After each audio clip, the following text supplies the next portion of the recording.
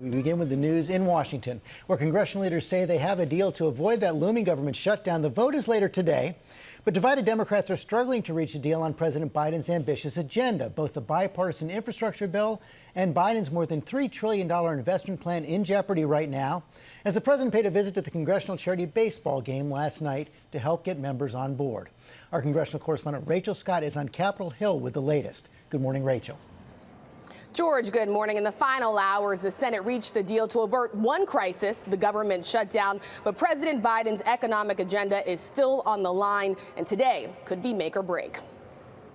Overnight, with just hours to spare, Senate leaders say they've reached a deal to avoid a government shutdown. Now on track to pass a bill today to keep the government funded through early December. With so many critical issues to address, the last thing the American people need right now is a government shutdown. One deadline down, two more to go. The nation is still barreling toward a possible financial disaster, and the fate of the president's economic agenda has never been more in jeopardy. We're obviously at a precarious and important time in these discussions. But weeks of negotiations have done nothing to break the stalemate. Today, the House is scheduled to vote on a $1 trillion bipartisan infrastructure package to rebuild the nation's roads and bridges. It will likely fail. Progressives plan to sink it because Democrats have not reached a deal on a separate $3.5 trillion package, which includes funding to combat climate change and for early childhood education. I'm a hard no tomorrow.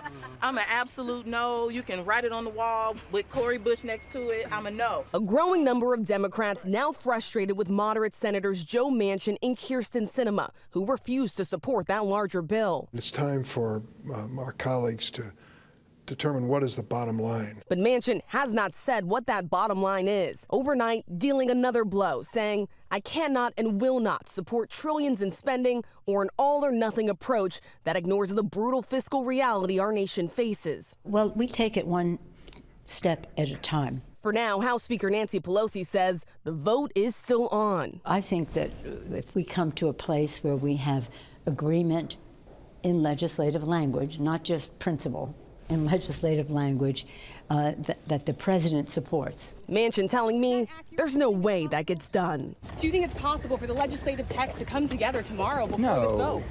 No, I don't think that's possible.